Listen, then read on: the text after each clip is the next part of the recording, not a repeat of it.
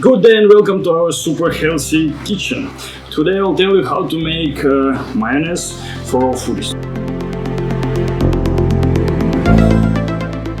Basically you can make it for vegetarian, non-vegetarian or whatever. Today we'll make it from sunflower seeds. Same you can do from pumpkin seeds or almond seeds or maybe coconut powder. It depends what available you have around. So if you have a lot of coconuts around, so probably same like in Sri Lanka, you will do a lot of sauces from coconut powder, chips or whatever. But if you have like a lot of pumpkins around, so it will be quite reasonable for use pumpkin seeds for your sweets or sauces or whatever. So these sunflower seeds, I put it in the water about 4 hours. So now it's absorbed the water, it gets softer. This will be much easier for mix it up in a blender, whatever you use. So here, 1 glass of sunflower seeds. You can use approximately 20-30% of water. It depends, you want it more solid or less solid. And we have like a lot of different kind of spices, whatever you want to use. So I think the key for it is the mustard powder. So tablespoon of mustard powder. You need to put it. Also you can use some dried greens if it's winter time, or you can use some fresh one, even better. So we put it just a little bit. And we need salt, use the Himalaya salt. Salt I put on 1 glass, but I put a little bit less than a teaspoon, approximately. But still, you can put a bit more or a bit less, it's up to your taste. Same about pepper, so black pepper, about a teaspoon as well, it will be quite enough.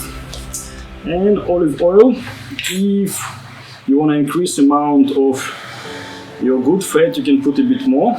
Usually I put around 1-2 tablespoons, yeah, but you can put a bit more.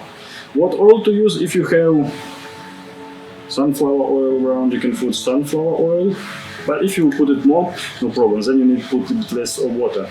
If you like, you can put a coconut oil or almond oil, sesame seed oil or whatever, up to your taste. So each time you can make your mayonnaise taste a bit different. In addition, if you want a more rich taste, you can use a little bit of honey, like let's say a teaspoon, and I like to add garlic here as well. Onion, well, you can try, but when I add an onion a bit, it not tastes that good. Chili, if you want it more spicy, but some greens like let's say dill, it make it taste a little bit better. Then we blend it, and we will have our raw foodist mayonnaise. Alright, it took several minutes for blend it. If you make it from powder, obviously it will be more creamy, and if you add more oil and water, it will be more creamy than this one, but still quite okay. If you are like totally raw foodies, so you can make some canapé, kind of sandwich only with vegetables. If not, you can use it with any your favorite food, like a dips, or let's say with a slow carbs bread or whatever. So we just put it up here, and yeah, seeds or nuts, if you use it, they have all ingredients what you need.